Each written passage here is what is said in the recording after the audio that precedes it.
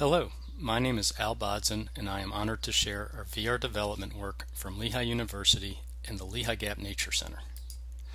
We established a design partnership that includes Lehigh University faculty, students, and Lehigh Gap Nature Center staff to design and develop an immersive virtual field trip to enable people to understand the environmental changes that occurred in the Lehigh River watershed in Pennsylvania during the past 2 centuries as a result of the zinc smelting plant operations at the Lehigh Gap. In our design partnership, education professors with backgrounds in learning design and content experts in the natural sciences collaborated with non-formal educators to promote awareness of environmental issues. A green mountainous ridge became a barren moonscape as a result of zinc smelting activities that began in the 1890s. The smelting plant emitted approximately 3,450 pounds of sulfur per hour from 1918 to 1970, along with heavy metals, into the atmosphere. These pollutants produced acid rain and spread over the landscape. 5 years after the smelting plant ceased operations, a comprehensive revegetation project was initiated by the U.S. Environmental Protection Agency and a local community group. The Lehigh Gap is revitalized today through a mixture of warm season grasses that have trapped the heavy metals in the soil. Our VR field trip tells the story through immersive experiences. Our design includes a virtual hike in the refuge through a series of 360-degree photospheres, animations, and assets to allow learners of all ages to experience historical events and geographical landmarks that are difficult to access or are no longer readily available. In our iLRN conference session, we will discuss important considerations for creating effective design partnerships among non-formal educators and university faculty. For now, enjoy a tour of some features in our VR field trip. This is the Lehigh Gap VR field trip. There are 2 different modes. One is story mode, which is a guided tour with Brownie, and she'll take us through some various interactivities in a series of 360-degree photospheres that are along a trail at the Lehigh Gap Nature Center. The Explore mode is a self-guided exploration where you can jump around to the different photospheres and still experience all the interactivities, but without the narration from Brownie.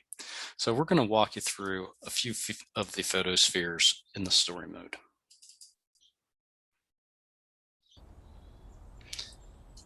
So when you enter, what you can see is that these are a 360-degree photosphere. You can turn around to move around to see what the landscape looks like. This is the Lehigh River.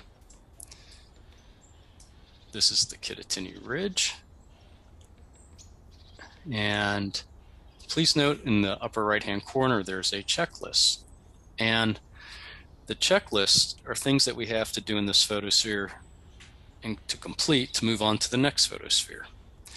So in this one, we have to click on Brownie to listen to her, and then we'll look at an interpretive sign, and then we'll move on. So let's go ahead and click on Brownie. Welcome to the Lehigh Gap, my home. My name is Brownie, and I'm going to take you on a little trip to see and experience the history of my home, and have some fun along the way. The large house is the Osprey House. This marks the beginning of the LNE Trail, where you will begin your adventure. This house is primarily a green building, using solar panels, super insulation, and a geothermal heating system where the heat comes from the earth itself. This house became open to the public in May 2003. Currently, the Osprey House serves as a physical space for the Lehigh Gap Nature Center headquarters. The LGNC partners with schools to develop experimental nature programs and field trips for students. Okay, now Brownie's telling us to click on the info sign, and this is a sign from the Delaware and Lehigh Historical Corridor, and this one's about the Lehigh Valley Railroad Station. So there's some text and graphics. You'll notice the magnifier glasses. If you click on those, that'll just bring up a zoomed in version of the images and also some of the text associated with those images. And you'll see these throughout the VR field trip. Once you're ready to move on, press the arrow to follow me along the trail. All right, let's follow Brownie. Alright, so now we're in a different photosphere. This is actually the entrance to this trail. It's a trailhead here.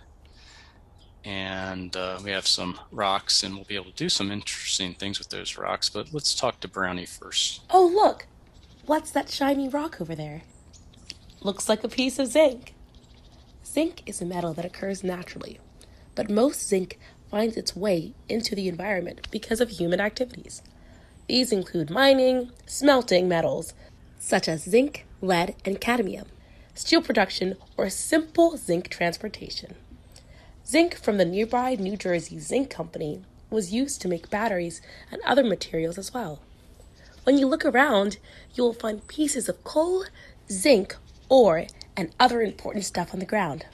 Pick them up to learn more about them and add them to your collection. Click on the coal to pick it up and interact with it.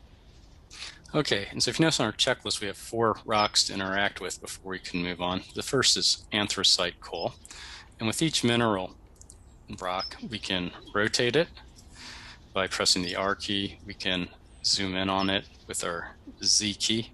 We can use the X key to zoom out, and then when we're done, we just hit the A key to release it. So here's quartzite, another piece of coal, not as shiny as the anthracite that we see, and sphalerite.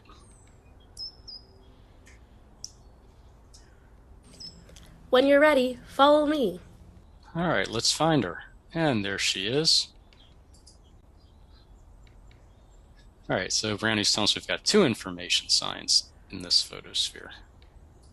The New Jersey Zinc Company opened its Palmerton plant to produce metallic zinc, zinc oxide, spelter, and specalization from materials mined in Sussex County, New Jersey, and Friedensville, Pennsylvania. The plant included over 31 buildings on 200 acres of land. The zinc they produced was sold to other companies to make various products, including tires, paint, and high-quality brass. It was transported using the railways that each of the companies owned. The plant went out of business in 1980. The company designed and built the entire town of Palmerton beginning in 1898. Palmerton was named after the company's president, Stephen S. Palmer. Some of the things the company provided in the town were a hospital, schools, a library, a water system, a community center, park, streets, sewer system, and employee housing. Palmerton was built to support the workers and their families' daily needs, such as access to education. The company provided employment for many people in Palmerton for almost a century. One fun fact about Palmerton was that the first public bath was built here. Okay, and there's 2 interpretive signs on this. One is about the New Jersey Zinc Company, West Plant. And right here, what you're looking at across the river is the area where the West Plant actually was. It was in front of all these houses that you see here. These were old workers' houses. And then this is a test plot for the revegetation process, and we'll learn about that in our last photosphere. When you're ready, follow me. All right.